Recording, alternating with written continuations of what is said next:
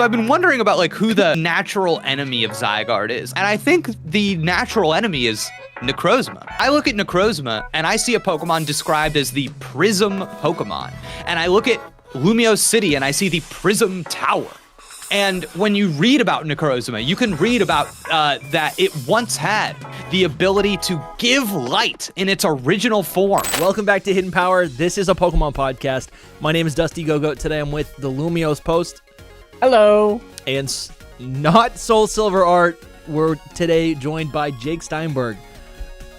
Oh, let's go! Let's go! We have Jake on the show because I think he has solved Pokemon Legends trying ZA. to take credit. But Jake, can you explain to us, can you just set up your theory?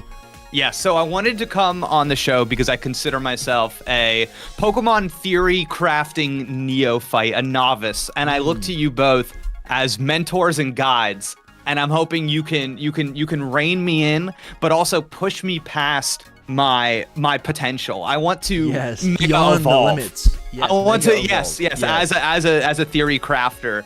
So this is really my first time trying this, and I think I've got something here that I feel like makes a lot of sense. So I want to run it past you both as a test.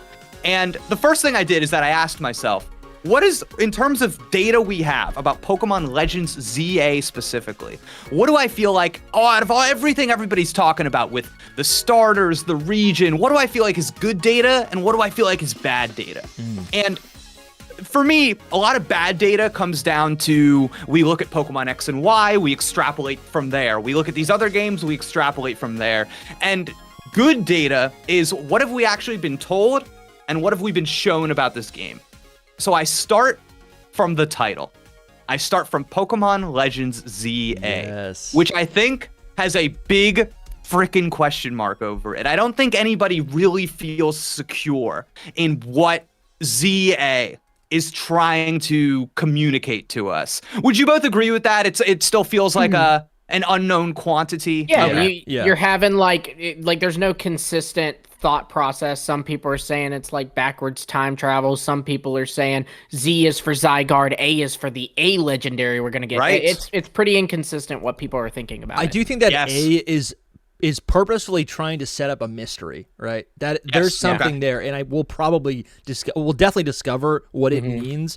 But I wonder. That's another thing too. Is like people point out the A is like the ultimate weapon. Yeah, people have said that. There's a lot of it. So that's what it is. It's like from the very title, we know very little. From the very title, there are just all of these questions and also a bunch of possibilities. Yeah. So let me take you back. Let me talk to you a little bit about something. Now, first off, in the Legends ZA teaser trailer, we of course there's this project, I think they call it, to, what is the word that they use? To revitalize, to rebuild, what is it? Urban redevelopment, I believe. Urban redevelopment plan. The urban redevelopment plan. And I think what this got me thinking about were other plans, other projects within the Pokemon world. And I'm thinking about Pokemon X and Y. And I'm thinking about other games that came out on the 3DS. Later, I'm going to talk to you a little bit about Alola and Sun and Moon. Right now, I want to talk a little bit about Omega Ruby and Alpha Sapphire. Let's go. Okay. In those games, the villainous team is pursuing something called Project Azoth. Azoth. Project Azoth. The purpose of that project being to bring the world back to its beginnings. Wow. Okay. In the game, you can talk to a grunt who will tell you the A and Z in the project's name represent beginning and ending, respectively. Okay. Now, they intend to accomplish this, Project Azoth, bringing the world back to its beginnings by awakening Groudon or Kyogre and subjecting them to primal reversion, which sees the legendary Pokemon absorb the energy of nature I'm getting to excited. increase their power.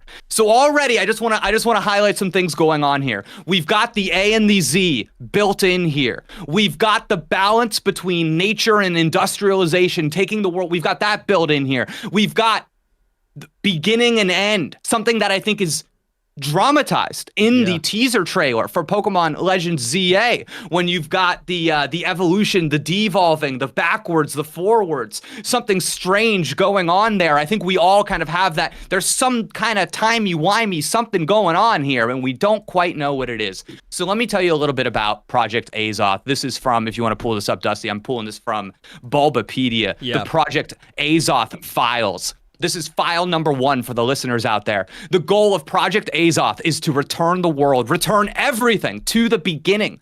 In order to further the project, we must proceed with research on Groudon or Kyogre's primal reversion. Primal reversion is a potential of Pokemon evolution, a potential different from Mega Evolution, something else that is immediately connecting this project to Legends ZA, of which we know Mega Evolution plays a central role. Mega Evolution is made possible by the energy of people and Pokemon. Yep. Primal Reversion is made possible by natural energy. Oh, let's go. In Primal Reversion, Groudon or Kyogre absorbs natural energy into its body, thereby increasing its power dramatically. Both states significantly enhance Pokemon's power. The difference lies in the source of the required energy. And really quick. That's really cool. The fact that it can vary depending on the source of the energy. Yep. I think the assumption here, and probably initially by the creators, is that it's Groudon or Kyogre, but go on. Yes, and then Project Azoth file number 2. We intend to analyze the power of the ultimate weapon? Yep. Used in Kalos? Wait a second, Kalos, where Legends ZA takes place?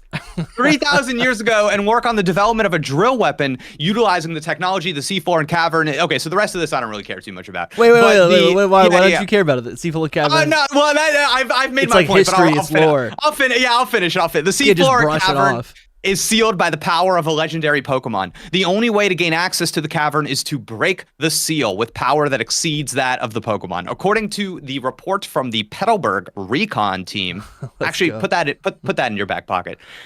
Devon Corporation holds the secret of the technology of the ultimate weapon. We will dedicate all our resources to obtain this technology. Yeah. Okay. Recon team, that's coming back. So one thing I want to make clear about this Project Azoth, is that we've got this A and the Z thing, right? And I think something important to note is that Pokemon Omega Ruby Alpha Sapphire, you played the game in Japanese, you played in French, you played in German, Italian, Korean, Spanish. You know what's the same in every single version? Azoth. Name. That's right. Yeah. So just there is that is consistency significant, there. and they're kind of, and so I know, like, a lot of Pokemon names will change. But the significant ones, the legendary Pokemon, those stay pretty consistent across all languages. So that is a good point to make.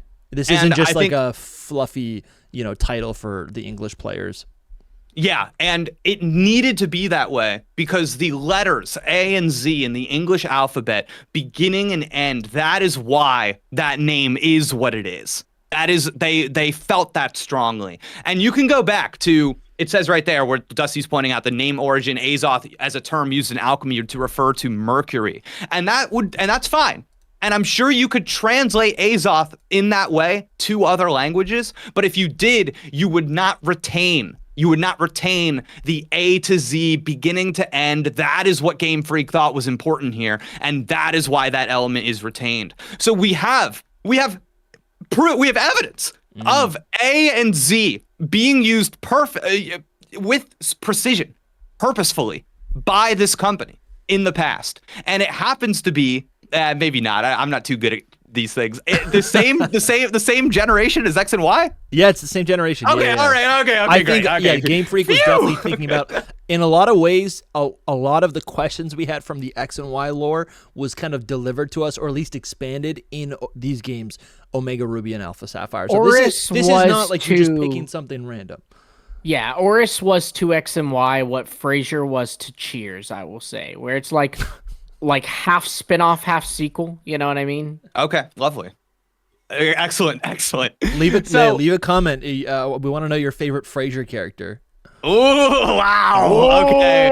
That's going to be contentious. Yeah, okay. And I think the other thing that I just want to specifically hit on by bringing, because to be honest with you, I really haven't seen anybody talk about this.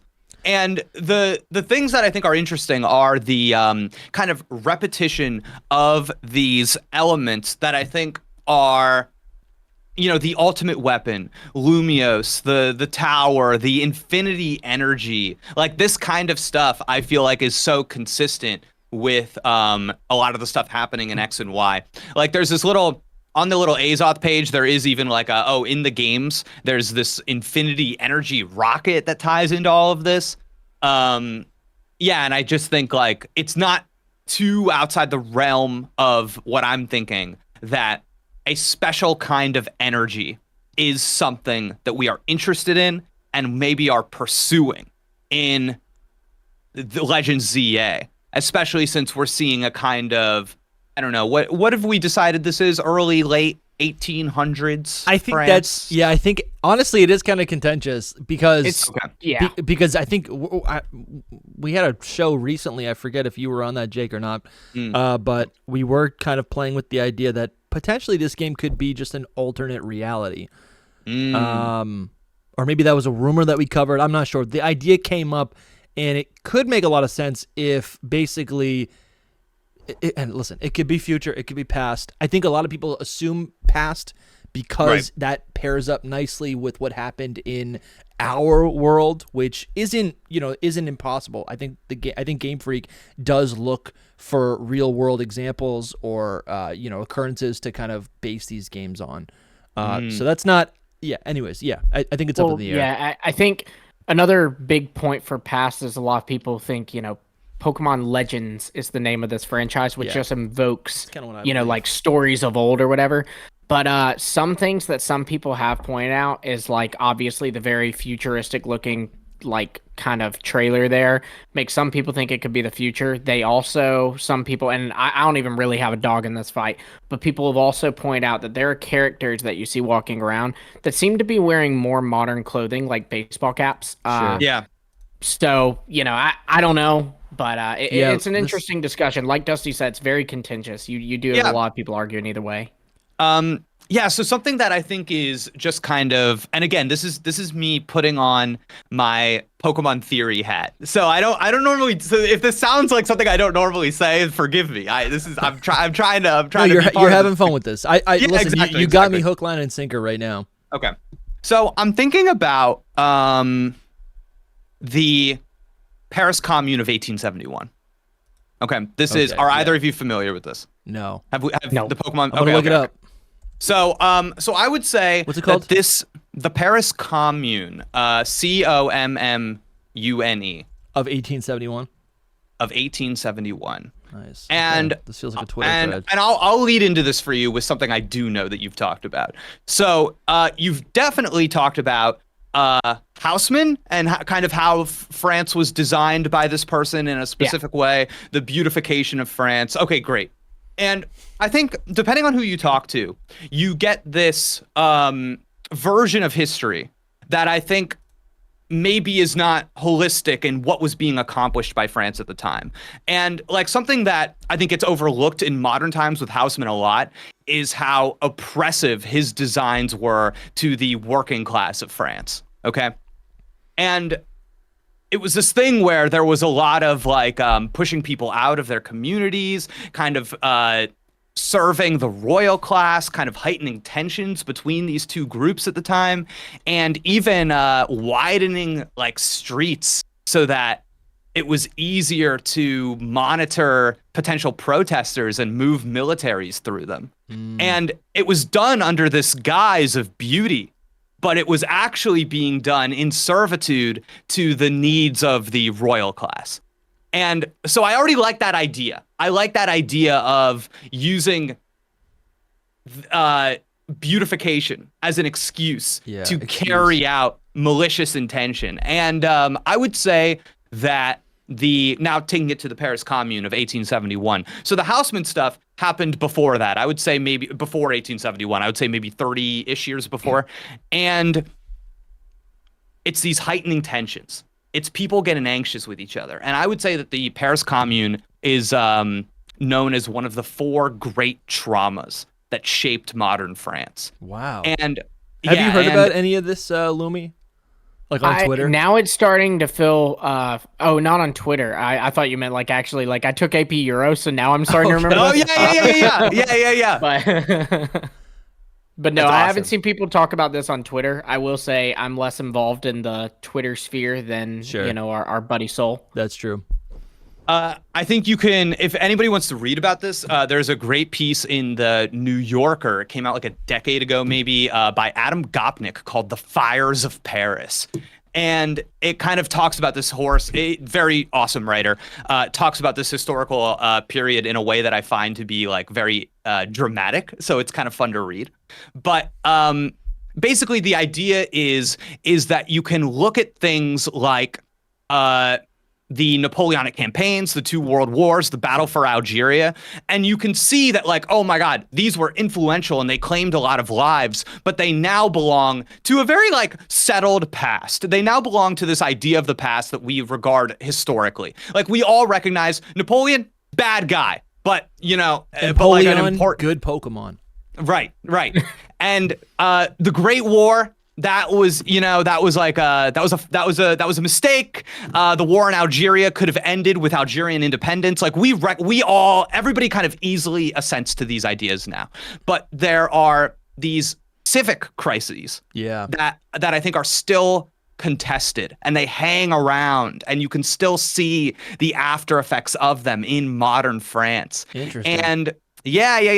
And so let's bring this back to Legend ZA. I am listening. I just want to bring it back to ZA. No, yeah, 100%. So I think what I'm looking at here is what you see with the Paris Commune of 1871 is you see this period where another group, kind of like a group masquerading as socialists, they seize power of Paris for months, just a few months. Wow. Before it's given back to the royal class.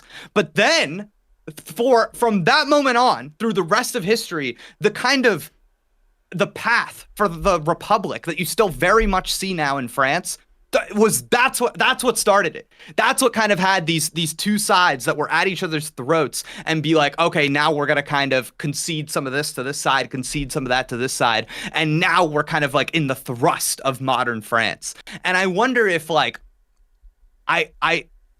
from the Legends ZA trailer, you get this sense that something happened. If you are rebuilding, if you're whatever it is that they decide to go with, something has happened there, and now we're building it up a second time, right?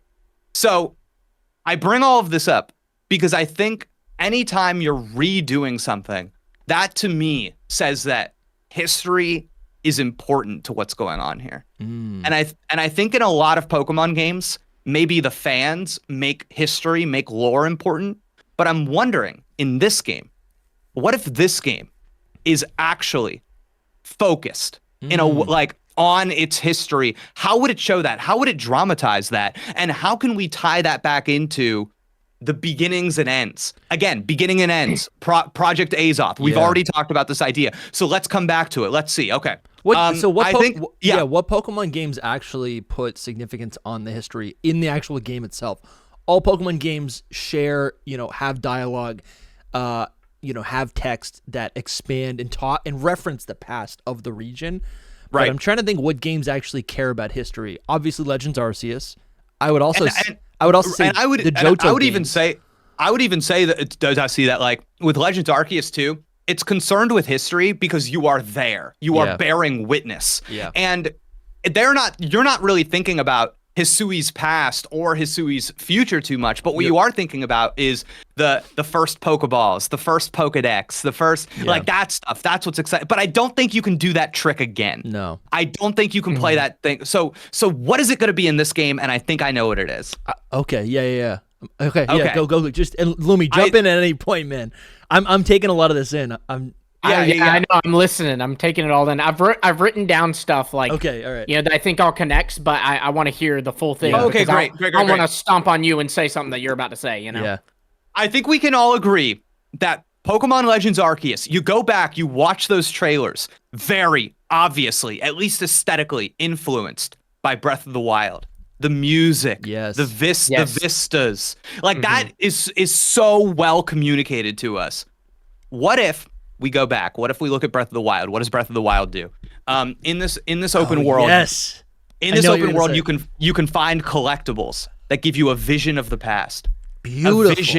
a vision of this history that you were not there for, but played a significant role in the world that you inhabit here today. Wow. Now, this is kind of getting ahead in my notes a little bit, but one of my next central questions after the title was again, good data. This game takes place entirely within Lumiose City. I've thought a lot about this. Okay. And I think that this is a contentious thing, and we wonder, are they lying? Yeah. Or is that real? What if it's real? But what if you go back and forth? What if it's like, because I think everybody has a hard time. Wait, yeah, I still want to go back to you just talking about what did you just say? The history, going back in time. Yeah, let me tell you how it works. Let me tell you how it works. So you're let's say you have this Lumiose City, and the game takes place entirely within it. There is no open field. There are no open plains. Where are all the wild Pokemon? How do you play this game? I think the way you play the game is that there are these incursion spots. There are these points of teleportation or warping, maybe wormhole is a word we could use. And listen, that's nothing new for Pokemon. That's nothing new for Pokemon. That's one of the weirdest things about Pokemon, right? Legends Arceus, there were those spots that would open up, the space-time distortions, the rifts. Yep. Yeah. And I think you could see a version of that here that, oh man, now we're in this Lumiose City that has not been built yet. It is a plane now. It is something where there are a bunch of wild Pokemon here, and maybe you get your wild Pokemon there, and you take them back to the city and put them to work. Interesting. Yeah. Oh, so let's talk. Let's talk about this. I've said a lot. Yeah. Okay. My immediate pushback is I think gameplay, like I don't think Pokemon should be locked away to like a section of the game. I do think it makes sense, and maybe I just think it makes sense that like the region that you're in should have most of everything that you need, and then the things that are locked away. This is what Pokemon does. This is what the games do. The rare Pokemon, that's what's locked away, right? Pokemon that don't make sense in its current location. So what you're saying is cool. Yeah, all these Pokemon that wouldn't just be living in a city. We saw Dragonair in the trailer, right? Anything that wouldn't be in the in the rivers, the canals, right? Anything that wouldn't be maybe in a building. Maybe those are the things that we have access points. Maybe they're the Hoopa rings. I could see that. The way the last thing you said feels a little convoluted and a little confusing as a new player. Let me clarify. it. Think about it functionally the same as Legends Arceus. Okay. You go to 5 different areas, but in this game you do not leave Lumiose City. You are simply like teleporting, or whatever word we want to use, to a different time and a different time. Yeah. No, I think that I do love the idea, because originally, like, so in Tears of the Kingdom, you have these flashbacks, which could be really cool if that's a way that we interact with the past. We get these little flashback stories of like I'm imagining a Legends ZA game that is, I guess it could still be in the past, and then the flashbacks bring you even further past. But I could also see it like you could just have a game that's set as a sequel. No, that doesn't make sense. It wouldn't be the first time that Pokemon's done that. With Black 2 and White 2. You're able to, if you connect your Black 2 or White 2 game to your Black or White game, you will be able to access these flashbacks, and those flashbacks actually do impact the present day of your game. Like when you watch the flashback where N releases all of his Pokemon, well, now from that point onwards, you have a chance to find wild Pokemon of N's in the route. That's cool. That's cool. Beautiful. That's really cool.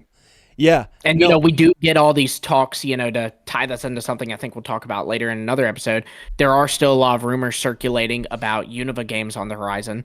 And if there are Unova games on the horizon, not here to debate whether there are or aren't, but if there are, then, they're going to tie it to ZA somehow. And that's kind of an element that is interesting. I think pretty, for lack of a better way to put it, like memorable from Black 2 and White 2.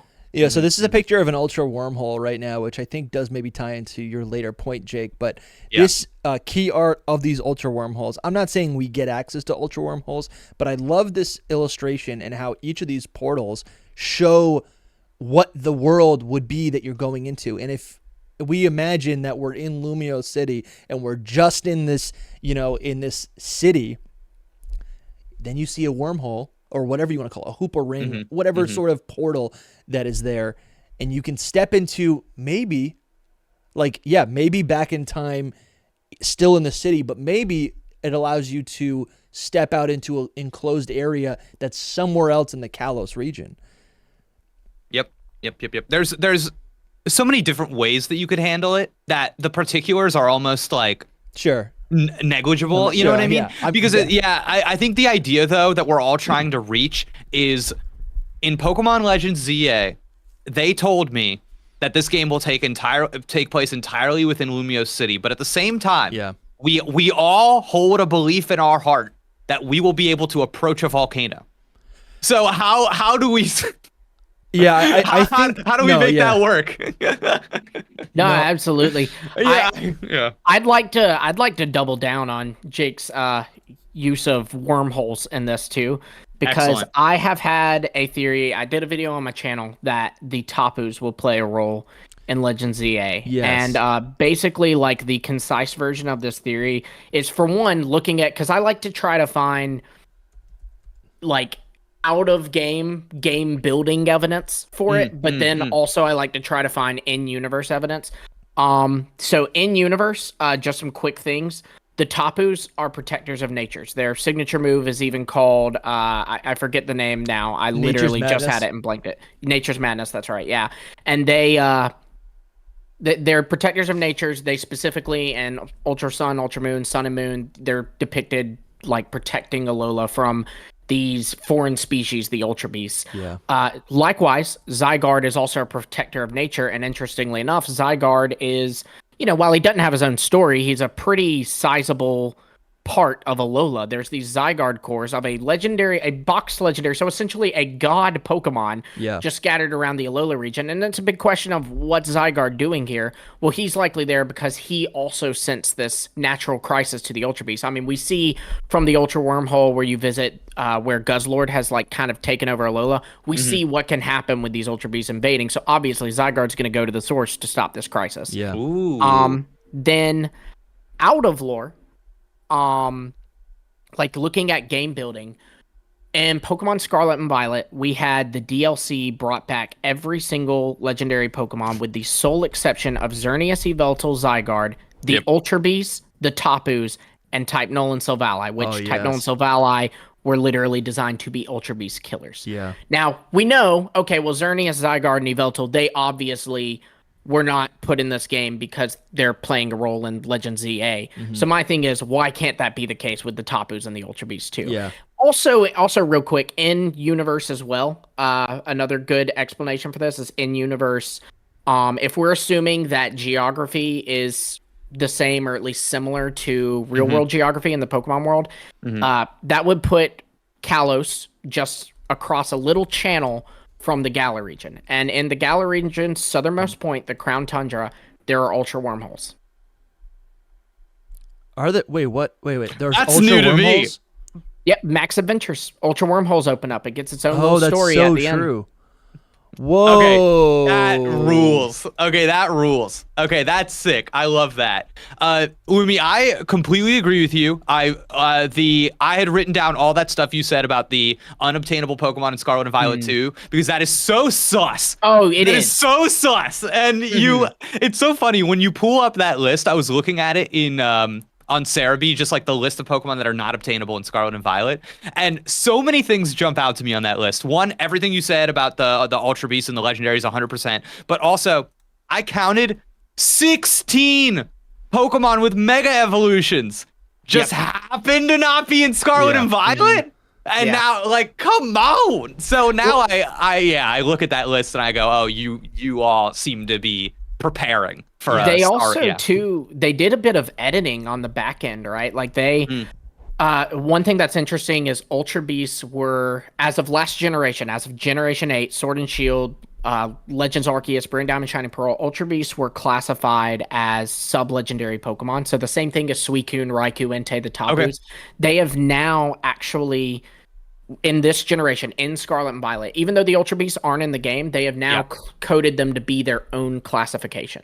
And it's kind of like, why are you touching that if it's not even relevant? You know what I mean? Yep. Yeah, they got something planned. Like, likewise, we saw that they gave the new updated sprites. They gave those for in home. There's data for those for the Mega Evolutions and the Primal Reversions. And we kind of wondered, why is that? Well, now we're seeing why that is. Right. So it really does just all click. I'm glad, Jake, that someone else has come to this conclusion of an Alola tie-in. That's kind of how Dusty teased, your little theory. Like, he was like, yes, he's mentioned like Alola tying in. I'm like, yes. Yeah. And you might get to it, so I don't want to cut you off. You cut me off if I'm about to get to something you're going to get to. No, please. But you mentioned Project Azoth, and now this is anime only, which is, obviously its own universe. But the thing is that there were scrapped games. If you look at the data for Sun and Moon, you can see that there's X, there's Y, there's Omega Ruby, there's Alpha Sapphire, and below that they have listed X2 and Y2. So that seems to point to at one point a scrapped X2 and Y2 game. So my theory is that the XYZ anime, which was focused around Zygarde, may have pulled elements of this scrapped X2, Y2 game, like the Zygarde forms that we then later got the next generation. And there's a movie in the XYZ anime saga. It's I forget. I think it's called like Magirna or Volcanion and the Mechanical Marvel, I think is what it's called. But the kingdom that they visit is called the Azoth. Weren't you just looking at this, Jake? Maybe that might. I think I just messaged Dusty about. I think it was in like the Magirna movie. Yep. Okay. All right. Yeah. There's like a cool. That region is cool. Yeah. Well, and it's called the Kingdom of Azoth. Crazy. Okay. And then there's interesting stuff that goes on there with Mega Evolution, like the villain is, the thing that Pokemon gives us is that obviously, like, this isn't true gameplay wise. If I have a Lucario Knight, I can Mega Evolve my Lucario.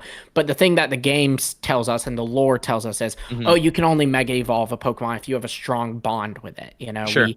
We've seen characters in the anime have to like go through a trial to bond with their Pokemon to be able to Mega Evolve it. And what's interesting is in this movie, the villain has created a way to force Pokemon to Mega Evolve without needing a bond. Like, he's basically found an alternate energy source to force these Pokemon to Mega Evolve, which then kind of ties back to Jake's whole thing, talking about how Project Azoth reveals that Primal Reversion is like an alternate energy source from Mega Evolution. So that's interesting. Also, too, Pokemon likes to tease things that are coming up in the future.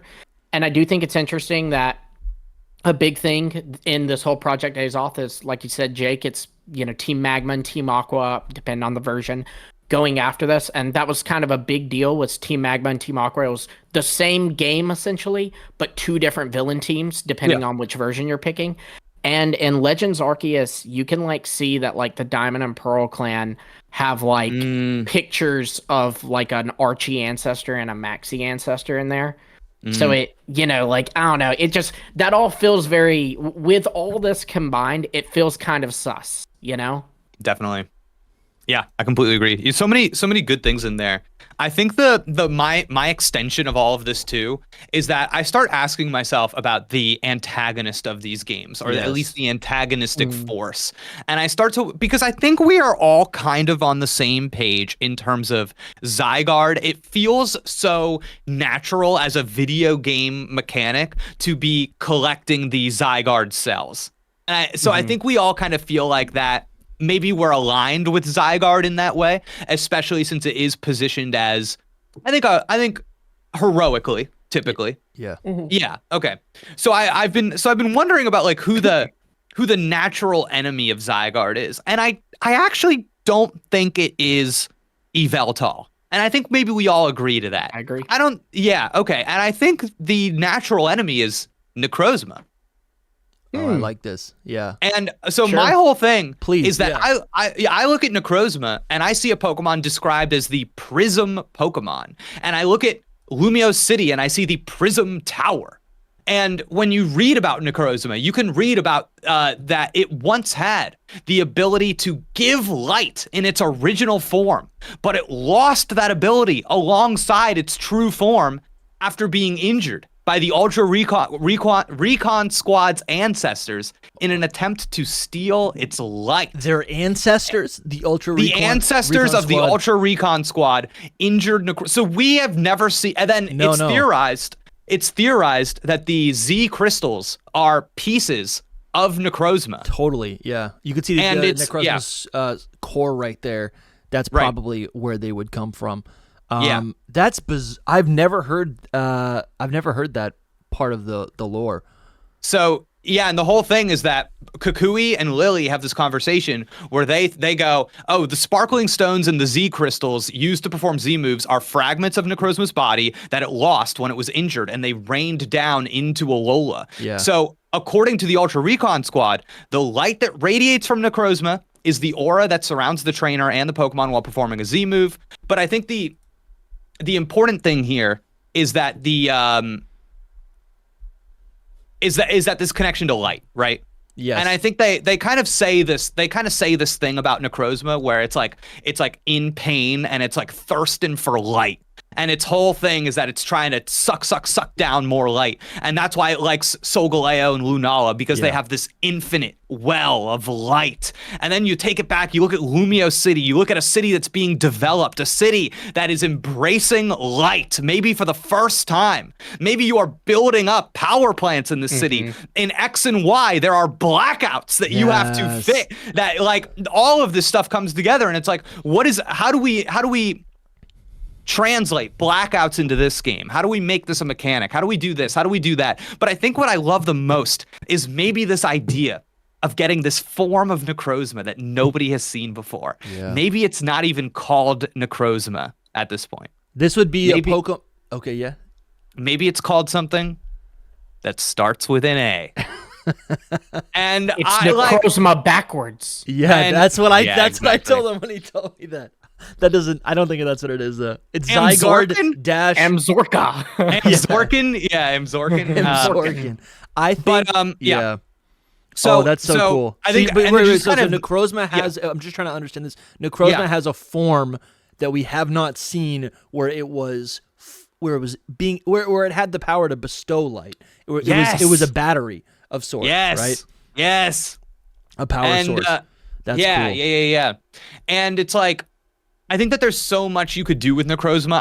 I think just as a fan, not as somebody logically thinking about this, I just kind of like the idea of, oh man, what if we accidentally do Necrozma origin story? Yeah. And we like break its face and we see all the crystals go out and it's like, oh dude, that'd be nuts. But also I think that there's this video gamey part of me that's, I'm not sure particularly how you would write this all out, but I think you could, of maybe Necrozma was. So I like the idea of Necrozma being hurt, being something that happens before the game starts that you experience in the flashbacks I was talking about earlier. So Necrozma is hurt, and maybe the whole game you are going around. If you look at the Prism Tower, the like Eiffel Tower in Lumiose. Yeah. There's this very specific thing from the games. Maybe you both remember it, but in X and Y where you see the tower light up and it's like the windows, the levels, it goes ching ching ching ching. Do you remember this? Yeah, when you're playing the game in hold on. Ching ching ching ching. Do you remember that, Zach?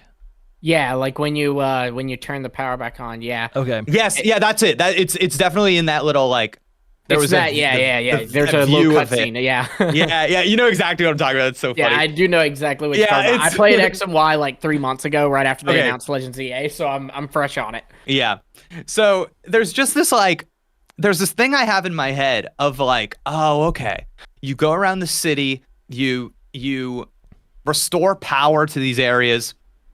It feeds this tower in the middle of the game, and that allows you to see the progression of where you are in the story.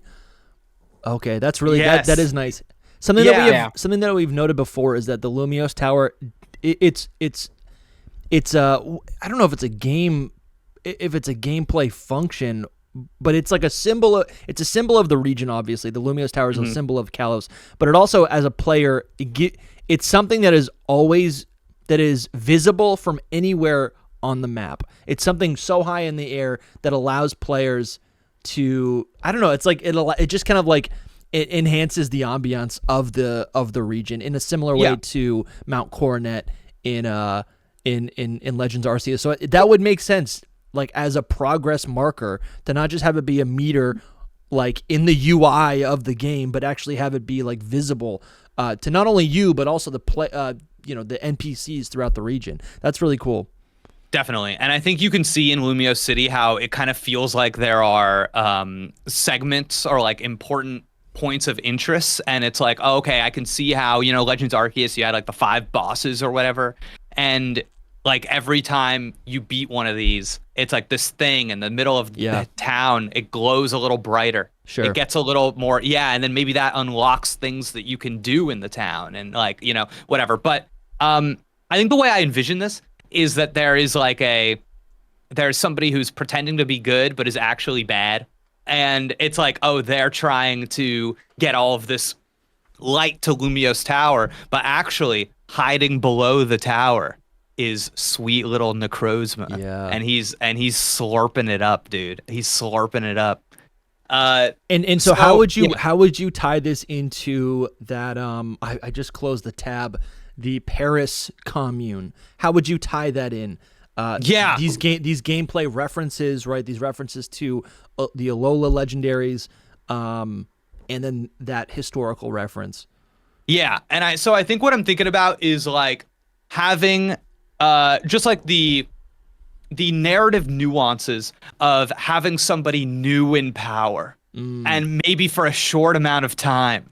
And it is somebody who is like, oh, okay, I'm new here. This is the way we're gonna do things, and then kind of this fight for control. This not only is it a period of like unrest, but it's a period of great change. Yeah. So it's kind of justifying this is how things are being done, but also why things are changing so quickly. I think that all kind of like ties back into that kind of thing. But also the other thing I've been thinking about is the like,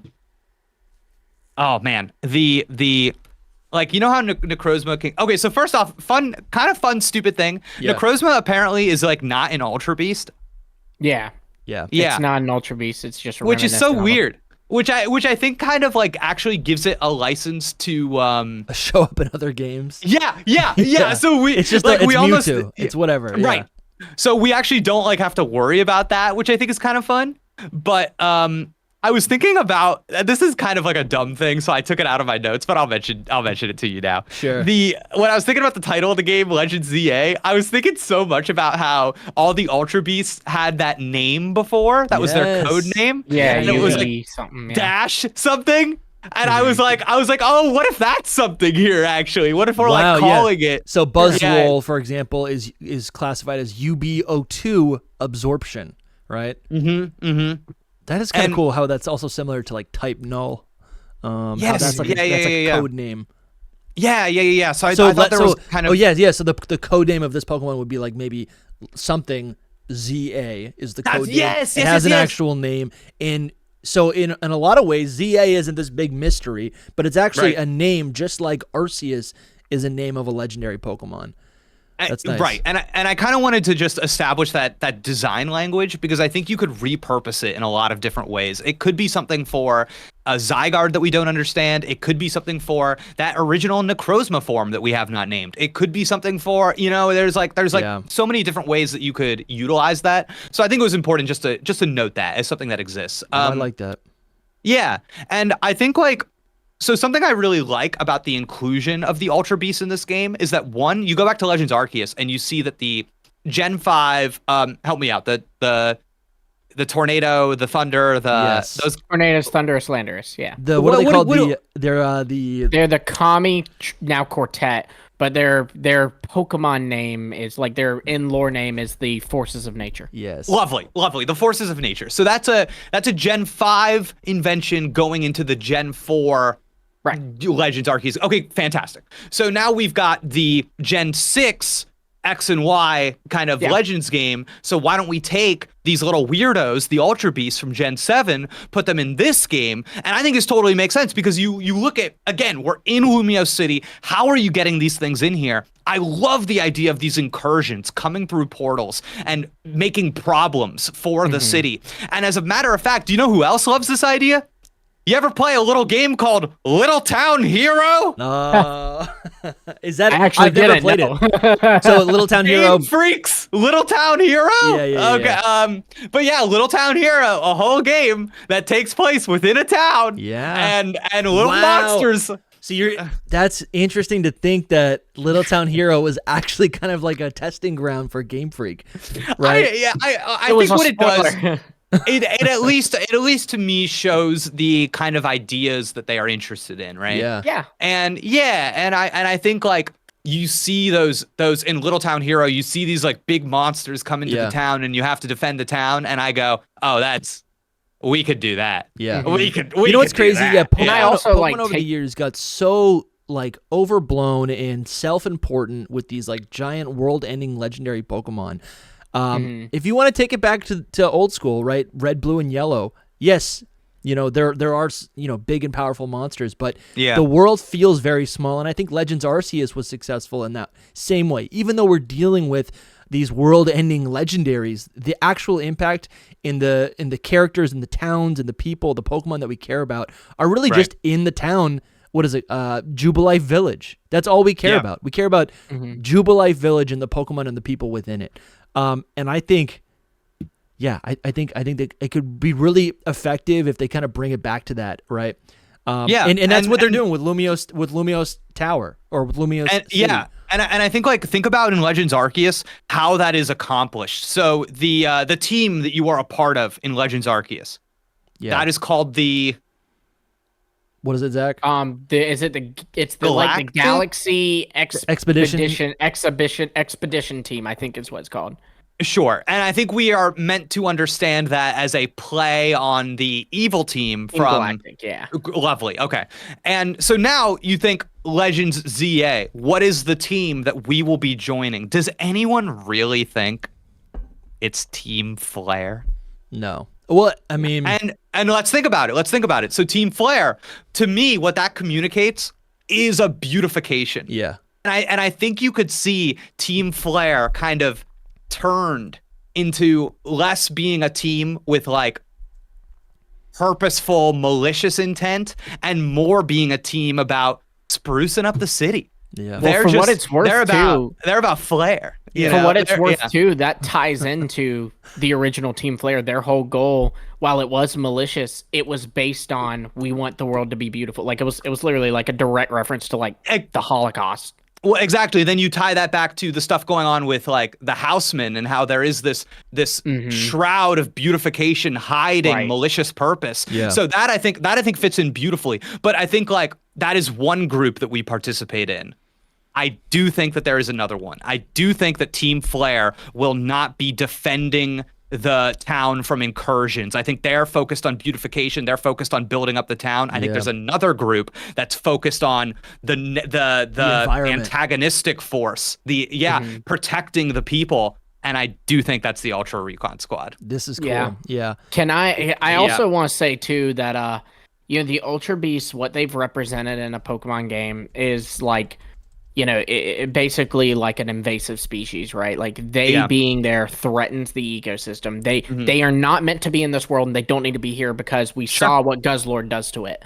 And I think there's some more interesting tie-ins between those and Alola. Like one thing is that there's been this long theory that Guzzlord is either the counterpart or perhaps even a variant, like think like Marvel multiverse variants to Zygarde. And what that comes from is if you look at Guzzlord, it does kind of like the top head looks kind of similar to complete form Zygarde. But then also they are curiously found in like the an alternate same dimension spot in the same exact cave in Sun and Moon.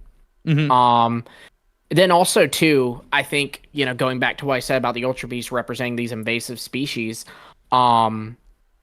it says in the Legends ZA trailer, I have it in this tab so I can give you the exact quote. It is the urban redevelopment plan is, quote, a vision of beautiful coexistence between people and Pokemon, end quote. Ultra Beasts represent a direct threat to that idea. So I feel like it's even more credit to these being a perfect kind of antagonist of some way to that idea. Yeah, and I even like this, and I love bringing in the Ultra Recon Squad for this specifically, because I think it makes sense that you have the Pokemon that are representing these opposing forces, and then I think you have the people and the teams that align themselves with these different forces. So you have Team Flare, who's all about let's build stuff, let's make new shit, let's like go expand the city, and then you have maybe Ultra Recon, or maybe it's like it's under the Aether Foundation, and they're all about conservationism. They're all about making sure that the Pokemon are okay. And then a part of that is they got the Ultra Recon Squad here that are specifically deployed to protect from these opposing forces. And I could see how, and you in Legends Arceus, you have like the Diamond Clan and the Pearl Clan, and I kind of think that they didn't quite stick the landing on those, if I'm being honest. I think it's like, time for that, So I think that there's room to kind of have these factions and to have these revisiting, repeating characters from the X and Y games or whatever that we want to see in a new form. And I think we haven't really said it, but I do think it kind of goes without saying that X and Y and Sun and Moon do, particularly when it pertains to Zygarde, have like a sisterly relationship that I don't think other generations really have. So I think of it. So I do think we all understand this. It makes more sense to pull in some of those stuff than it does in other cases. Absolutely. And to continue that point, I think also as great as it would be to have a Legend style game in every single region, that's what every YouTuber goes to, right? Sure. Myself included. I don't think you can do that within 10 years. I think you can only do that after 30 years or so. And by that point, we're going to have 10 new generations to pick and choose from. So rather than, I think Game Freak is aware that they're not going to be able to get to a Legends Alola game, and this is how they could maybe take some of those elements, those themes, expand the legendary Pokemon of that region, and tie it into, or just kind of group it together with this Kalos game. And we could even see something, I don't think based on the evidence today, it makes sense, but we could see elements from Gen 5. We skipped over, it feels, I think you're right. It feels like we skipped over Gen 5, so there could be some... There could be something there as well. And there are a lot of ties. Like the whole Parfum Palace is like Gen 5 came in there and threw up in there, it really is. It's got tons of Zekrom and Reshiram in the back, You get the Musketeer, the Swords of Justice, right? Those feel very French inspired. Maybe that's a little shallow, but... no, they're directly inspired by the Three Musketeers. You're absolutely right. I also think... I think too, going back to like the idea of there being two different teams, I think that lines up, like Jake, you were talking about how you like to look at the ideas, like comparing this to Little Town Hero, the ideas that Game Freak enjoys. And one thing that Game Freak has always enjoyed doing with Pokemon is versions, right? Red and blue, X and Y. And by doing two different teams, that was kind of how they did that with Legends Arceus, right? Like in the end, you basically did pick, is this Diamond or Pearl? Because I decided to join the Diamond or Pearl clan. So by doing two teams, they do capture that classic, not only Game Freak thing, but Pokemon thing, because they do want it to also be a Pokemon game. And it forces the player to actually see the... Yeah. Can't you see that moment in this game where it's like there's the Necrozma Solgaleo and the Necrozma Lunala, and it's like, I gotta go save one, and it's and you pick the one you save, but I think it'd be even cool if they did. Yeah, I saw it. Necrozma X guy, Necrozma Y yes, guy. Yes, that would be. Yeah. Jake, you didn't even That'd be mention sick. that. I definitely think That'd be if sick. Necrozma returns, it would make sense for us to see some additional form legendary Pokemon. But I think also, like, I think what it would be more impactful is to not only just choose the legendary, but you're also, it kind of forces the player to choose a side in the story, right? Are you choosing Lumio City, or are you choosing the environment? What is more valuable to you? There's an actual choice there, because I felt like in Legends Arceus, even though I'm choosing which legendary Pokemon to battle or whatever, like there's no effect. It doesn't affect the story. It doesn't affect. It just it's surface level. No, that's such a great point, Dusty, because what you're highlighting there is that like you're making kind of a theoretical alignment between time and space. Yeah. And that's just like whatever. But if you have like the Aether group over here and they're aligned with Xerneas, and then you've got the beautification group over here and they're aligned with Yveltal. Yeah. Now you're making a choice. Yeah. And we that's cool. I think a lot of Pokemon games fall short on forcing the player to actually consider, interesting ideas. So that would be pretty nice. I like that you brought up the Three Musketeers, by the way, because those lock them in, because that's not only is that obviously that's a French novel, but that was written in the exact time period that we're talking about. Oh, really? And yes, that is mid 1800s, and that's Alexander Dumas, and it's like this is same guy that wrote Count of Monte Cristo that I've been thinking about this whole time. Gosh. So I would I think that'd be sick. That would be nice, man. But I could see us getting a fourth Swords of Justice. I could see us getting some new Necrozma forms. Wants a word with you. Yeah, but Keldeo is like the master of them all, right? Keldeo's like the trio master. Master's Cobalion. It's a mythical. So you've got three legendaries. Yeah, you gotta look at the lore though. Keldeo's the rookie. Keldeo's the kid who's playing dress up that Cobalion, Terrakion, Virizion took under their wing. Then we need like an elder to teach them all. I think though, like it's already kind of been established that Cobalion's like the leader. Well, here's the thing. What's it called? Enamorous had no business. It doesn't fit into the existing thing. But it does, because there's four cardinal directions. Yeah, and that's what I'm saying is here there's the Three Musketeers, and I'm not super familiar with the Three Musketeers lore, but in the lore there is like a little other guy who sometimes joins them, and that's Keldeo. But I do think too, thinking about how the Kalos, I wanted to say Alola because we're talking about Alola, but the Kalos legendaries, they represent they're based off Norse myth. Oh, sure. And I basically could see them if they're taking those Norse ties. I don't know if y'all saw the concept art that like people have kind of been reposting lately of X and Y, but it has like these very heavy like Scandinavian vibes in them. And which just is interesting with the whole Norse stuff with Xerneas, Yveltal, and Zygarde. But like introducing Necrozma, introducing the Ultra Beast, the imbalance of all this, it's basically like they would be probably mirroring the story of Ragnarok. Wow. Which is just a lot of fun. And you figure too, people talk about how Gen 10 will be this big culminative gen. Imagine that in a way, Legend ZA is somehow like a setup, like the prelude to that would be kind of cool. Yeah, they maybe are like teasing some themes that will be present in the Generation 10 game. We'll have to make a new video about that. I think another point that we have not touched on, but I think ties in nicely, is that Necrozma has been seen in the manga to fight and battle that's right. Zygarde already. This is they already are literally there's precedence for this. Yeah, they are definitely imagined to be kind of like the paired counterparts 100%. Yeah. No, definitely. I think, and also I think Zygarde has a lot of color in its design. I think linked to the cells within its body. So you have, and it's like the little colorful microchips. Or the colorful stones within Necrozma make me think of like microchips, like the colors you'll see in like a motherboard. But then it's like and if it broke off and Zygarde became Z crystals, and Zygarde broke off and became cells. Yeah, exactly. Yeah, they both have a complete form. Exactly. That's so cool.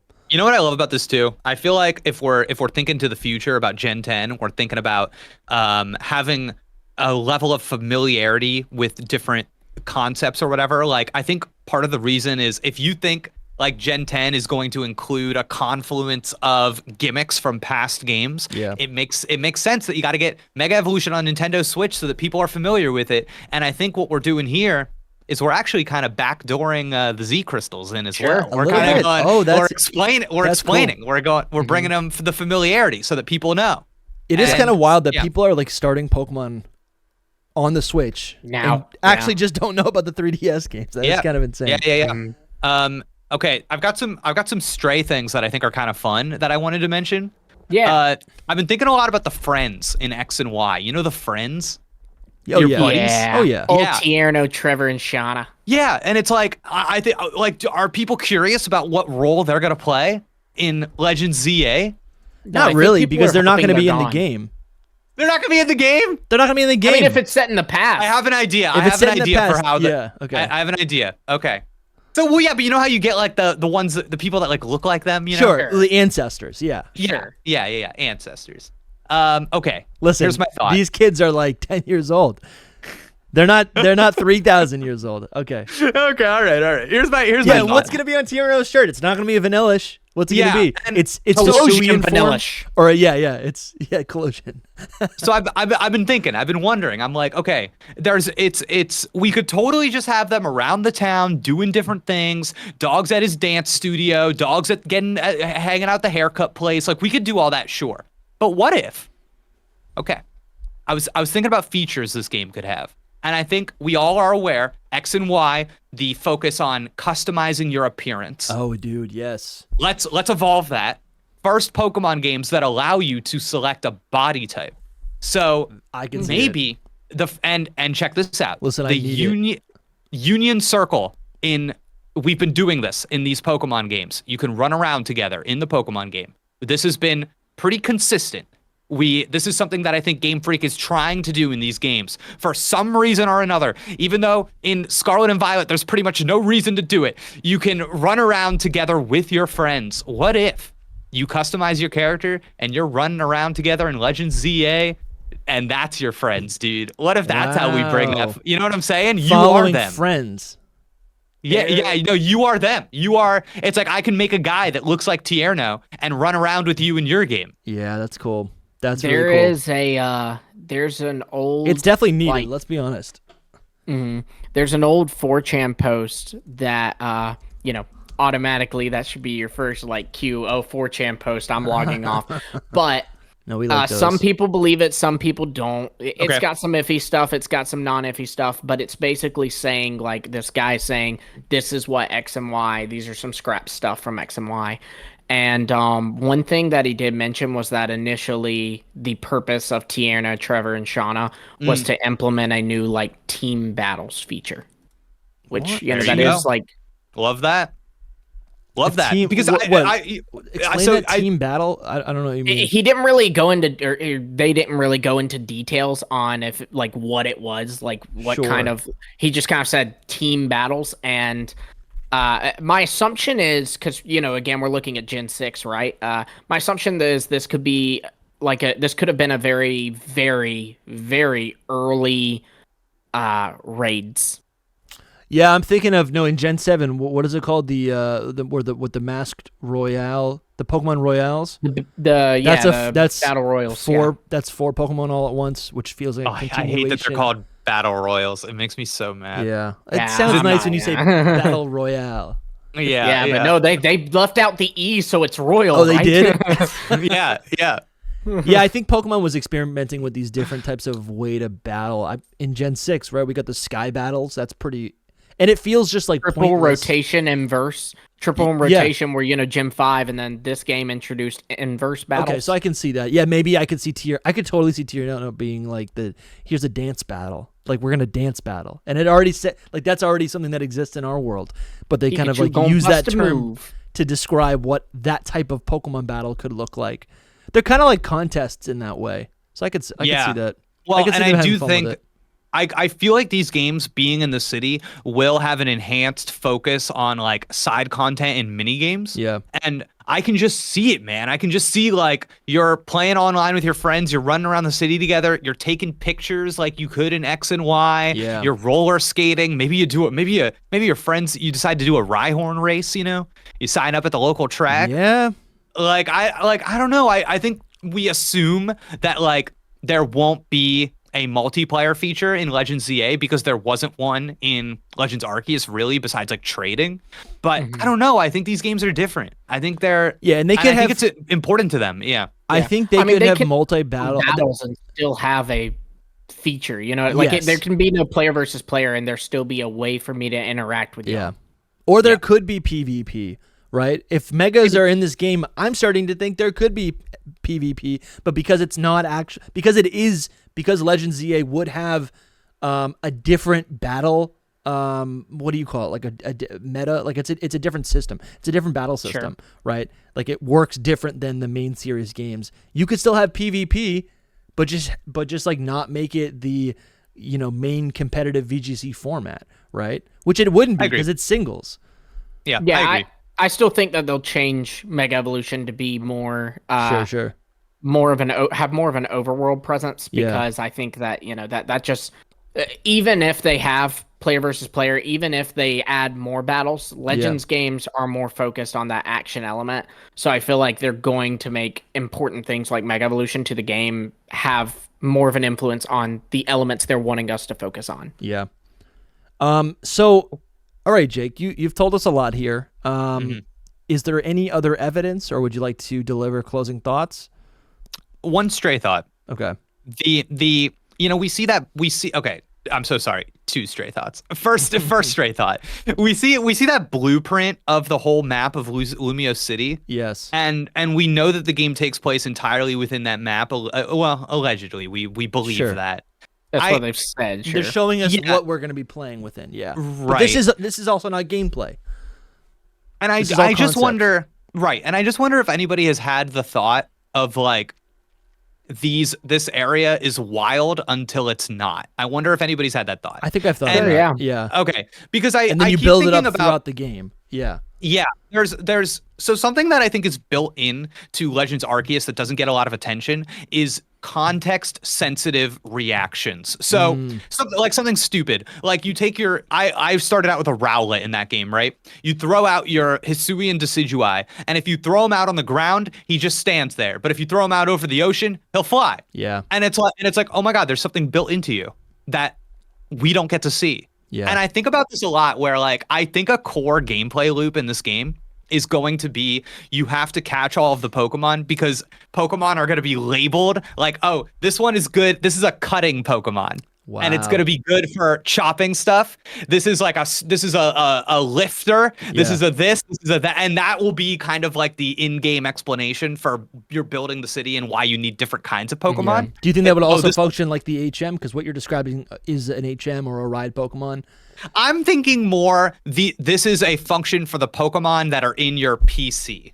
And like to build this building, we need 30 fire Pokemon to smelt the metal. This has been an idea in Pokemon. Yeah, that was in Legends Arceus. In Legends Arceus, like you'd have a guy who'd say, "Hey, I need help watering my soil. Leave me a water type Pokemon." Yeah. And you'd pick a Pokemon from your PC that had to be a water type, and there were other ones too, like you need a Pokemon to till the soil. But even there were other examples. In Generation 7, I'm playing Ultra Moon right now, and in the Pokepelago, you have all these Pokemon like that's what I'm thinking of. While they're in the box, they have a functionality. That's also a thing in the Galar region. Yeah, with Pokejobs. It kind of was first done, like a very early version of it was first done in X and Y. You have this, it's actually incredibly sad. In Anastar City, there's an old man who says he's very lonely, and you give him a Pokemon from your PC, and you beat the league, and you come back, and he's left your Pokemon for you with a note that, like, basically passed away, but he thanks you because, like, the Pokemon you left him gave him so much happiness and, like, his last little bit of life. So it's kind of dark, but, like, it is, like, an early version of, like, let me take a Pokemon from my PC and have it running this, essentially, errand for gameplay. It's, like, it's an errand, Yeah, and I think with the idea is just that I think you could see those systems developed to be more oblique so that you see them. So it's not just like, oh, this type of Pokemon. It's like, oh, this is a Pokemon that is good at skilled like, at cutting. this specific thing. Yeah. Like and it's that's classic RPG. Yeah, and it's like you develop the Pokedex in like a new way this way. It's like a new classification for these Pokemon. I can really see that. And then this is my most out there thing I just wanted to slide on the table, so I saved it for last. We acknowledge that Legends Arceus is an isekai. We acknowledge that. We all agree. Lovely. We acknowledge that the X and Y starters are based on RPG classes. Acknowledged? Yes. Yep. Acknowledged. We acknowledge that there is a strange kind of digital coding to the Legends ZA teaser trailer, correct? Yes, correct. What if we're isekai'd into a video game? Oh, you know what? So I want to get... Yeah, that's cool. So we've heard that from someone in our community. Okay. And I think we kind of brushed him off. This was Elite Trainer Kenway. If you're listening, shout out. Hope you're doing well. Shout out. And their take was essentially like, are we playing in they said like virtual reality? Yep. And I was like, I don't think that makes sense. Like, why would we be playing a game as a game? Because I don't know, like it doesn't. I think when you play a game, there's not real world weight to it, right? I feel like that's usually used as like I've seen the misdirect where it's like if we're playing a video game and then we lose, you don't die, you just take the headset off and then you're alive. Sure. And then it's like funny. It's like, oh yeah, I guess I Yeah. didn't really die. So I dismissed it. This was like live on a podcast. He called in, and I didn't think there was anything there with that. So, but you're saying it is real because our real body is in the video game. That actually is reminding me of Avatar. I will say, right? This the is Avatar a pretty. This happens a lot in Japanese anime. You can find many shows about they are trapped in a video game. They've been sucked into the world of a video game. And I also want to say, do we all acknowledge that in some ways Pokemon Let's Go Pikachu and Eevee are the first Legends games? I agree with that. Thought the first like pivot. Yeah, there's similar themes. I don't think they're actually Legends games. Let me show you this. Okay. Let me make you full screen. Oh yeah. Oh. What are we looking at here? Pikachu jumping into the TV. Jumping out of the TV and then you going back in with him. That's bizarre. Yeah. Huh. That is how Pokemon Let's Go Pikachu and Eevee begin. And this is is this gameplay or a trailer? This is the intro cutscene. No. This is the intro cutscene to the game. When you start the game, that is the first thing. Yes. What? Wow. Jake, I had no idea. Wild. Yes. I could listen if they could explain it. I think I struggle with that. Well, so what that is like they're taking me, the player, into the game, but maybe not the character. Or maybe it is. I don't really know. That's kind of how Pokemon is, right? I think you could read Let's Go Pikachu and Eevee as like you are interacting with the world through a video game. And there's even like if you look in the background of that picture, I'll bring it back up. I'll so everybody can see. If I'll move it over even. Yeah. You can see there's the map of I believe that's an actual Pokemon map back there. Yeah. So let's say Pokemon exist. But you're I always thought that was the explanation for why the art style was like kind of cutesy. Because that's not how Pokemon actually look. That's how Pokemon look in a video game in the Pokemon world. Okay, counterpoint. And we know there are Pokemon video games in the Pokemon world. There are. There definitely are. Like in the early games, there'll be like a kid on his DS and he'll be like, "I'm trading my Machop to evolve." You know. So put this idea in your head. Okay, like classic RPG classes are the third evolution. Video game inspo for the evolutions. I want to push back a little bit, not push back, but like push back. Maybe do it. I want to explain why maybe in Let's Go they opened the game like that. At the time, not only is that like the first like deviation from the core series that Game Freak is participating in, but it's also like a direct tie to Pokemon Go, which is a video game, which is a game where there's a lot of like where there's VR, right? It's or augmented reality, right? So I think that almost feels like an excuse where maybe they could be like, well, this isn't really canon. It's not real. This isn't really canon. But it is. But that just confuses me, man. That confuses me. But I guess it would explain why there's like a lot of inconsistencies in Let's Go with the other canon. It's like, why is Mina there? Why is she not actually 40 years old? Right? Why is she the same age? Well, it's because she is in set before. No, she's younger. She's clearly younger. Oh, she is younger. Okay. But it's like the same events as red, blue, and yellow, but you're not red and green. You're just new characters. It's definitely an alternate green reality. is older and blue is. It just gets confusing to me. It's basically what if exactly it's an alternate red and reality. blue It's a video didn't take game. down Giovanni. But I will also say, if I may, you got a couple things. First off, to further back up Jake's claim that Let's Go Pikachu and Eevee is you playing in a video game. So many things about that game are literally like enforcing that idea, right? Like, for one, obviously, I'm catching the Pokemon by actually doing actual movements in the real world. That's a good point. Two, I mean, the whole thing with the brand new Pokemon that was used to market this game was Meltan, something I'm having to do on my Pokemon Go game to kind of send over there. And then for 3, you even have a purchase bonus. It's sitting over there on my shelf. You can't see it on the screen, but it's the Pokeball Plus. And when you buy that Pokeball Plus, inside it is a Mew. And you have to connect your game, your Pokeball Plus, your real world Pokeball Plus, to bring the Mew from the real world into your video game. And then, I mean, I'm a big believer in this now. I've never really thought of this before. But also, too, in universe, if we're to say that this is to go with Jake's theory that you are in the Pokemon world, but now you're in a video game in the Pokemon world. So, like, we're essentially looking at an inner circle here, right? Yeah. It makes sense that if you're in the Pokemon world, the video game that they would create in the Pokemon world would probably feature Kanto's champion, Red and Blue. Yep. It's true. As characters. And you get to play our great champion Red. You get to play his story. Yeah. You get to beat Giovanni like he did. There you go. Weird. Also, you just said Meltan, and I was thinking about this earlier, but when we were talking about Azoth, it's Mercury. And what is Meltan? There it is. Mercury. Full circle. Wow, you're right. That is something. Okay. Then I promise we still don't know what the region is. Last thing, I'm gonna slide in a little envelope onto this table. Please don't let it be. Have you ever considered that the starter Pokemon for this game could start out 3 regional weirdos that turn into normal final stage evolutions that get new mega evolutions? Wait, what? Wait. Okay. New so Pokemon that evolve into existing Totodile, Pokemon? Litten, Snivy, and what they get is Mega Incineroar, Mega Superior, Mega Feraligatr. Yeah, so you get like... I think here that's it is. the most likely case if it ain't the Kalos starters. No. So like Colossian Totodile evolves into normal Feraligatr. And then Feraligatr gets a Mega.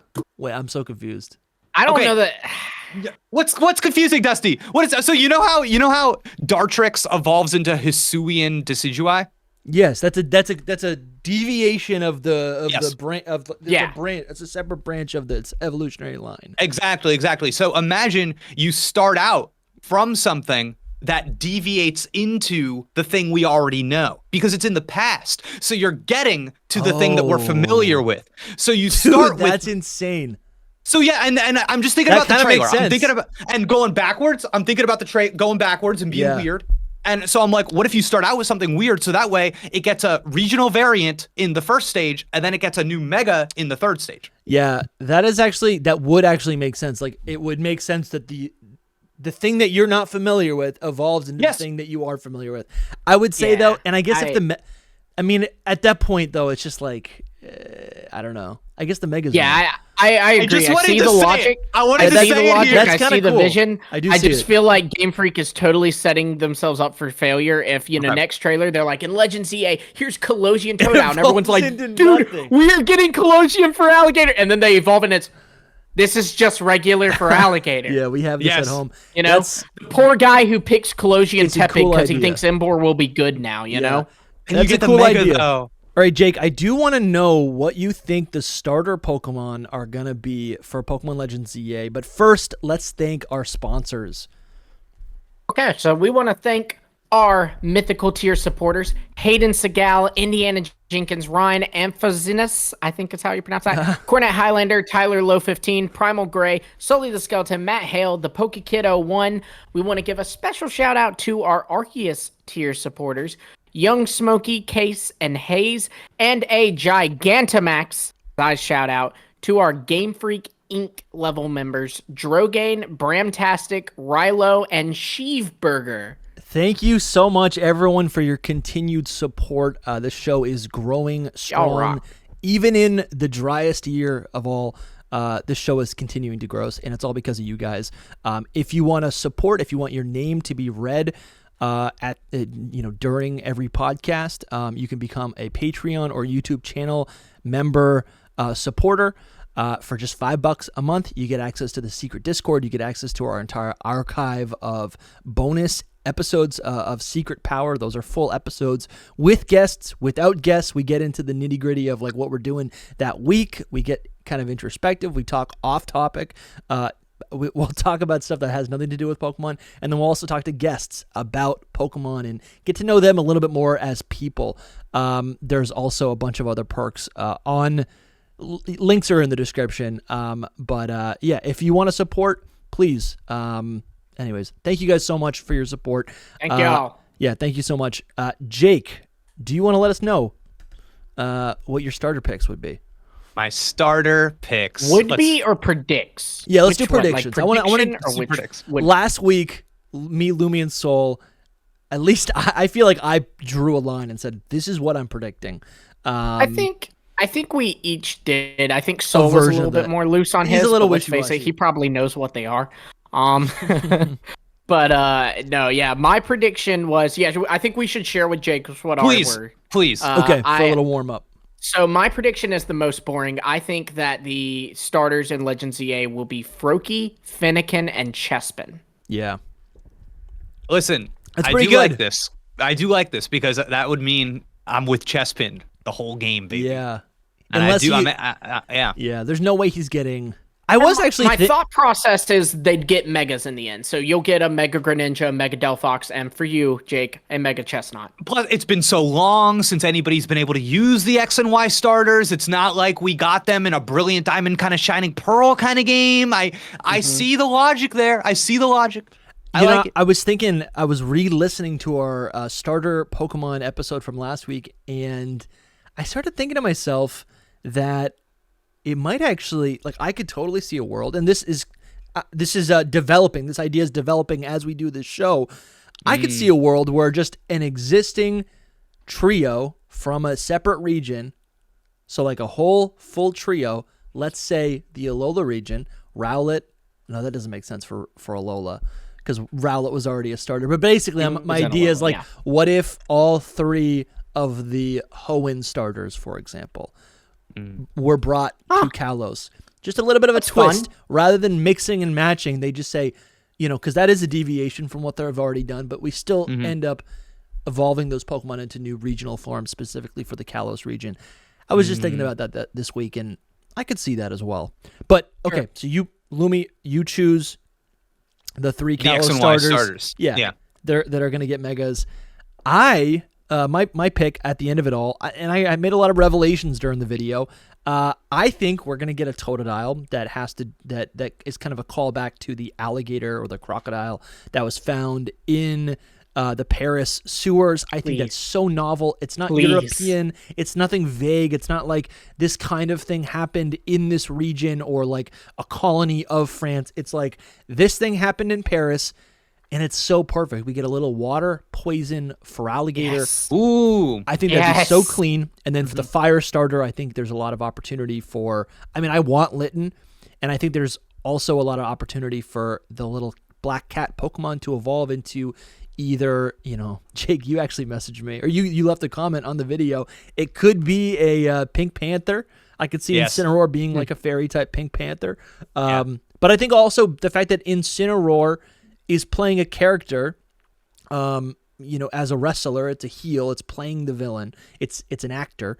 I could also see this new Collision Incineroar being a kind of Puss in Boots style player, Woo! right? So like another type of fighting, another type of actor. The justice type, right? I love that so much. And that also contrasts with, it being a bad guy. Yeah. And it's dark typing. So that's my fire. That's kinda my like water. what they did with Samurott too, right? Definitely. A pure samurai to a kind of dark samurai. I love that. Yeah, you're absolutely right. And I think my kind of dark horse pick, I just like it. There's not a lot of like quote unquote evidence, but I like the idea of a Turtwig rather than evolving to get this like flourishing this flourishing forest on its back with a tree and a mountain.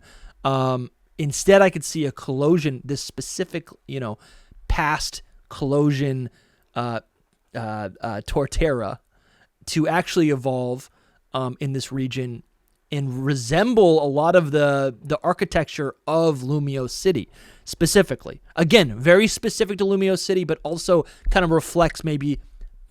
there's a lot of assumptions, but maybe reflecting the plot of this game, environment versus, beautiful cities or whatever.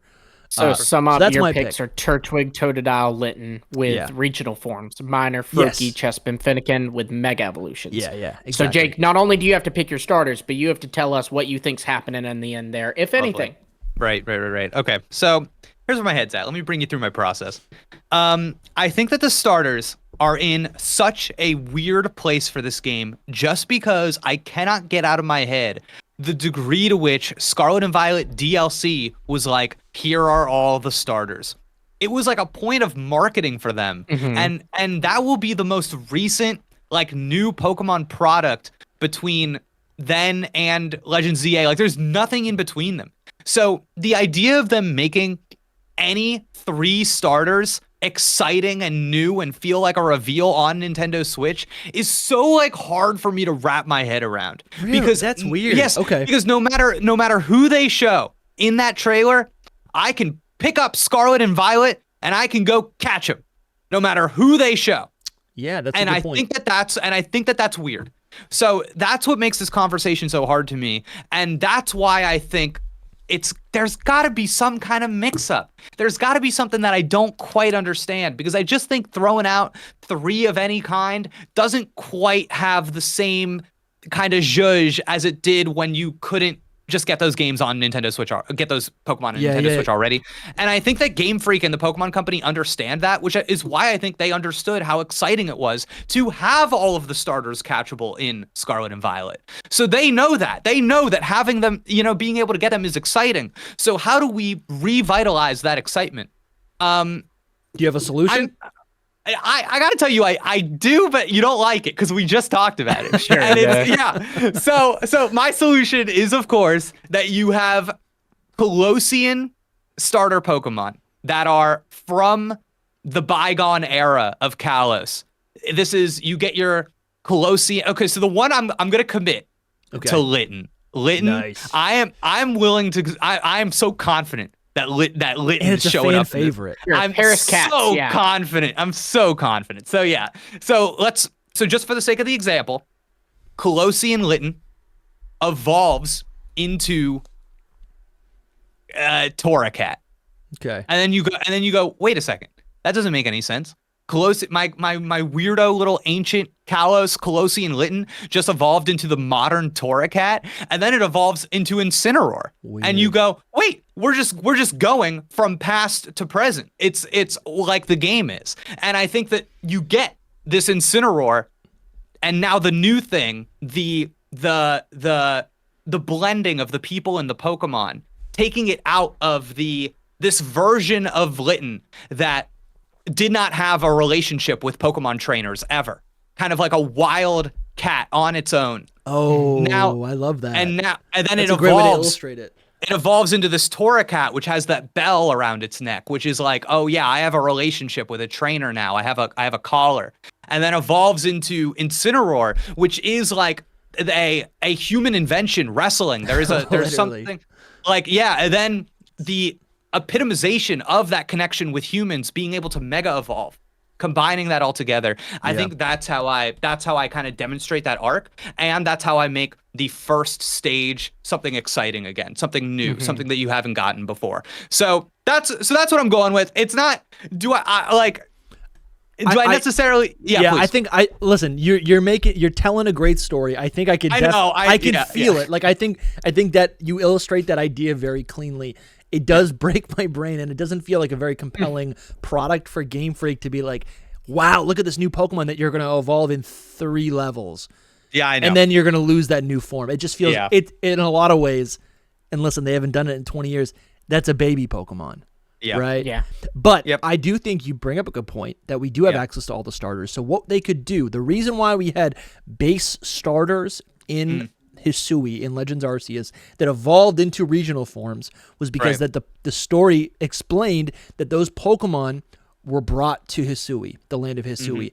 I think what we could see instead is that whoever the ancestor of Sycamore is, and this is, okay, I don't want to get bogged down by like which starter it's going to be, but like basically whatever starter that we have, it's already a regional form. They just pull an Alolan Grimer, right? It's like we already have whatever. Sure, so he's Pokemon giving you is. like, this isn't a Kalosian Totodile. This is a Unovan Totodile because I got it from Unova. And this is a Alolan Charmander. Wow, and that's crazy. They could do that too because that's exciting. Each one of those is a different video. I just meant they could just be Kalosian. It could just be a Kalosian Totodile. Yeah, no, I got you. Right. But I like that idea. It's like they're regional forms from another region that's not even existing. I do think, I've got 2 points in response to Jake's points. For one, just thinking about it, you can get Rowlet in thinking about the Legend Stars. You can get Rowlet in Sword and Shield. You can also get Cyndaquil in Brilliant Diamond Shining Pearl. So that was shortly before Hisui. So I don't think they'd be as worried about that. But I will talk about what Soul had actually mentioned. And I don't think he made this his prediction, but he did bring this up, and this is Soul's he thought it was prediction. an idea. But Soul had mentioned kind of like what you're thinking, where your head's at. How do they make this exciting? What if we get brand new starters? But the caveat is they are Toedscool, Wiglet, Poltergeist to another starter Pokemon. So a convergent Pokemon. These regional fakes or whatever, like what Toedscool is to Tentacool to another Pokemon, to a starter Pokemon like specifically. Wiglet. Yeah.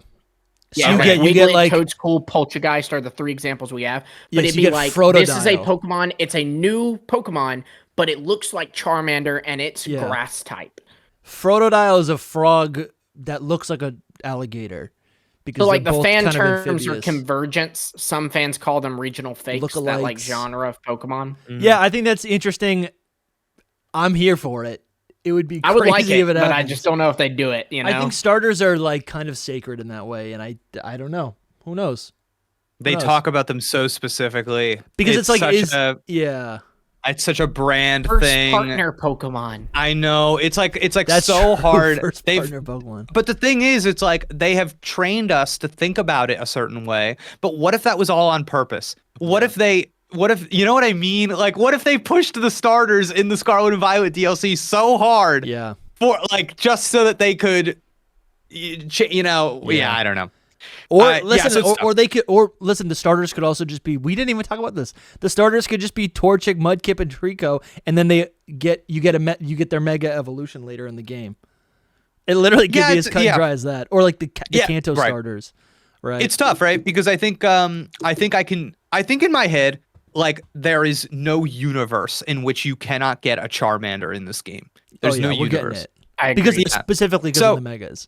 Right. Yeah. So if you think you're getting a Charmander, I think in our heads too, we also say there's got to be an opportunity for that Squirtle and Bulbasaur as well. Yeah. These which emulates kind of what happened in X and Y. So if you lock those in, that totally makes sense.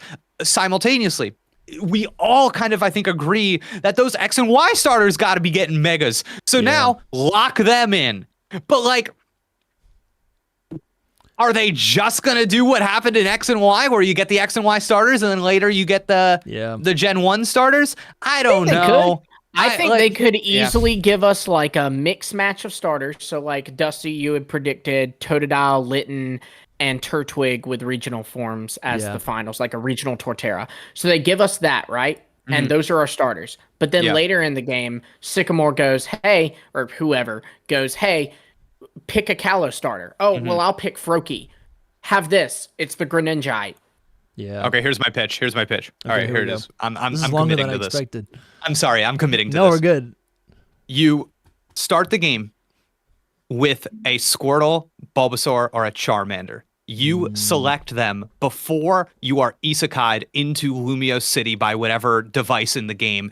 Then you are given one of the X and Y starters. You do it backwards. Yeah. So so first you go in with your one from Kalos, and that is how you bring them into from Kanto, and that is how you bring them into the game. That works. And then the Kalos ones are there waiting for you. That's what I'm going with. Okay. And do they get regional forms? And that's the big question. It's like, is the surprise a because regional form? if they do regional Charizard, then they can't give us Charizard Y and Charizard X. I'm saying no regional forms in the whole game. Okay. What? I think that's very possible. For starters? I think that's very possible. No. I think that's no regional form because I think the Gen 1 starters are strong enough as an appeal that you can just sell those whenever you want and people will be excited about them. And you get the megas. Maybe there's there will be regional forms in this game. I don't think so. There's gonna be. Lock it in. Lock it in. Because here's the thing. I said this in the episode where we were predicting starters. I could totally see a universe where they don't do regional forms in this game, because where they could give us 10 new Mega Evolutions and 15 new regional forms, why not instead give us 25 new Mega Evolution when that's the focus of the game? Okay, I think it depends on the setting of the game. And it's the selling point of the game. We're starting the whole episode all over again. I think it depends on the setting of the game. It's a loop. If the game is in the past, the Hisuian forms worked so well for Arceus, and maybe that's why we're not getting regional forms, right? Maybe the regional forms work so well for Arceus, and then they're just gonna leave it at that. And like that is Arceus's identity. It's the fact that it's in the past. The regional forms in the past. That makes sense. Yep. But I don't know. I want more regional forms. I think what they did with regional forms in Arceus will be replicated with Mega Evolutions in ZA. I think that I think that that's tied to the identity of that game, and I think that the identity of this game will not confuse its message of new forms and instead just say new Mega Evolutions. I only like that if you can use the Megas in the overworld, because the problem with Megas is that they're you don't play with them, you battle with them. And a regional form is so great because that's what you're looking at in your it's like what are you looking at in your menu in the menu screen? What are you looking at? Are you looking at standard Sceptile?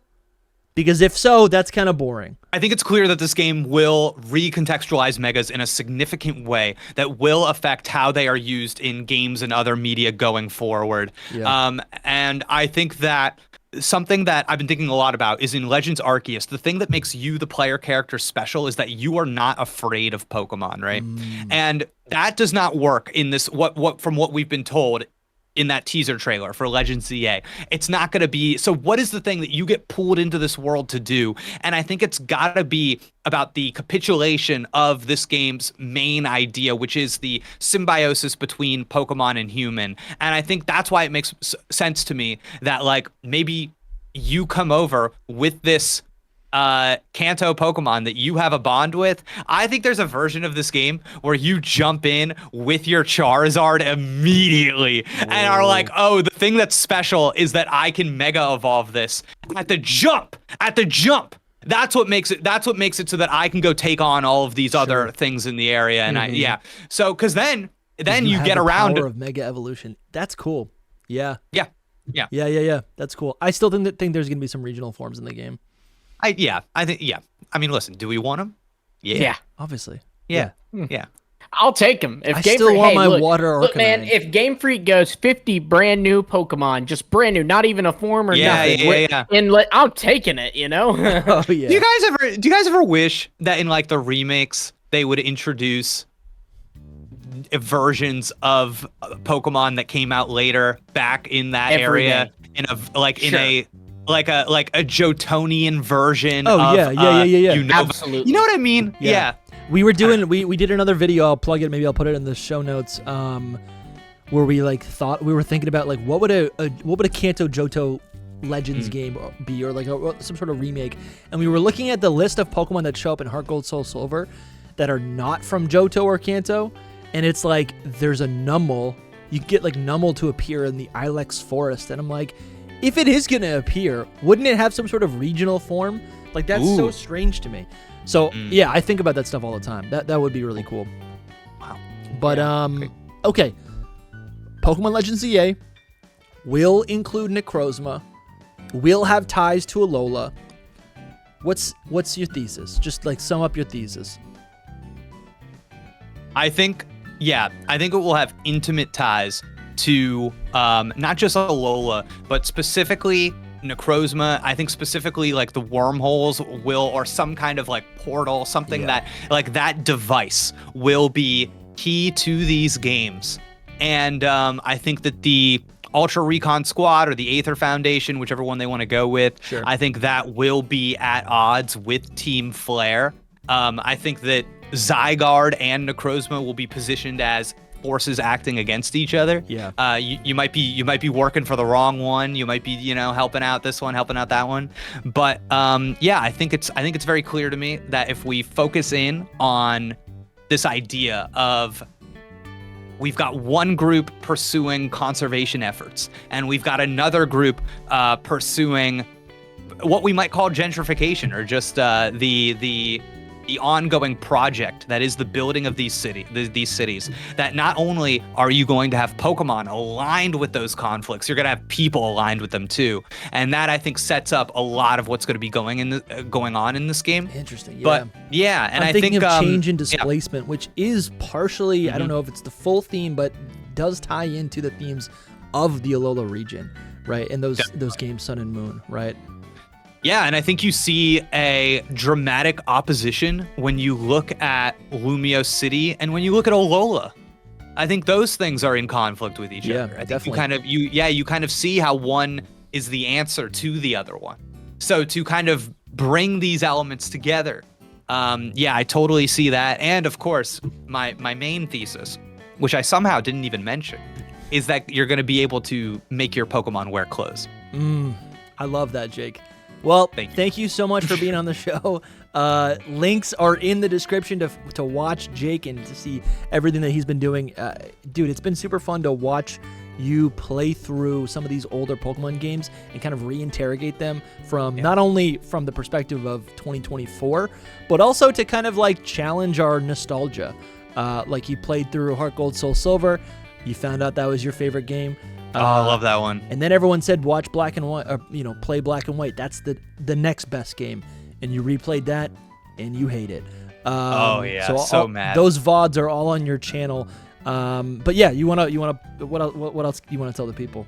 So I'm a writer and a story consultant, and I think I have a very exegetic position when it comes to playing video games. I'm always trying to see what I can pull from the text. The close read. So I do a lot of close reading, and I think I'm just examining things from a perspective and with a set of tools that is maybe unusual on the platform. But I think that's what's so fun about these games, is that I feel like they're all classic texts, and in the same way that people reread Shakespeare plays for years and years, people go back to these games and they revisit them, and they have new experiences with them, and they have new responses and interpretations to them. So I kind of try to apply those kinds of skills to my Pokemon playthroughs, and it's been so fun. I mean, Black and White, I just despise, but Heart Gold, I had one of the best Pokemon experiences of my life with, and I gotta tell you, the one every day I play a little more, and I go, man, this is a top 5, this is a top 3, maybe this is number 1, is Ultra freaking Sun, dude. I'm having the time of my life. I was just showing off being held by this Machamp earlier. Oh my God. Having Pokemon. So much fun. Having so much fun. Good vibes. Lumi, do you have any closing thoughts? Mega Dragonite for Legends EA. Lock it in. All right. Thank you guys so much for watching. Subscribe. Check out this next episode right here. See ya. Peace out. I'm never this person that's like, oh, the Pokemon game's starting slow, it's bothering me. Legend Arceus, I was getting mad. I was getting so mad. I was like, brother, you better let me throw a Pokeball in the next 10 seconds or I'm gonna, Oh my God, better dude. let They're me just throw a Pokeball at a talking to you. Pokemon or I'm throwing it at you. They're crazy, but And it you did. what was the difference between that and Ultra Sun? I thought in Ultra Sun, it felt purposeful. It felt like they were telling me things to be like, okay, we're directing your movements and like why you're here and what you're doing. And I felt like I was learning things that mattered. In Pokemon Legends Arceus, I thought it was like half an hour of, you don't have your memory? Yeah. Oh my God. Pokemon. And I was like, yeah, no, I got it, brother. Yeah, that's funny. It was, yeah. God. I do remember being painful. I remember like being like, all right, great. I have my Pokeballs and I have my Pokemon and I know what a route is and I already went back. Time to start my journey. And then I'd go back out into the world and then they're like still doing the tutorial. And I'm like, we're at 2.5 hours. Like I'm ready to go. This needs to stop.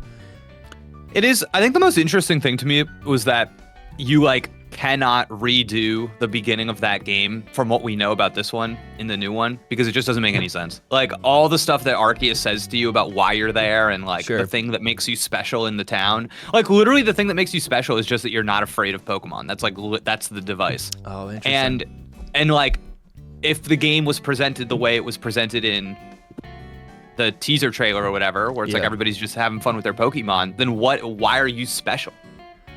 I guess so. I think we have to take a step back and like examine what did you call it? The isekai? That's like the isekai. Yeah. Is that like that's like another video genre. game? It's okay. It's a genre. It's where someone is basically put in another time or world that they're not, from. Yeah. Well, let's just start. Like Mario is an isekai. My brain's turning now. Mario is an isekai. Fish out of water stories. Okay. The idea. Yeah. So I think we have to take a step back and just try to figure out like why a character would be isekai'd in Legend ZA. I think Hoopa is a very easy like way to do that. We should probably be having this discussion on air. I'm recording right now, so we're just. Oh, you are good. Wait. Okay, wait. So if we're gonna start recording, can we table this discussion and get to it later? Can I do some setup? Okay, let's do some setup. Yeah. Okay. All right. We're good. Fellas, I think when we talk. I thought you were waiting for me. No, I was thinking. Let's do this. Welcome back to Hidden Power.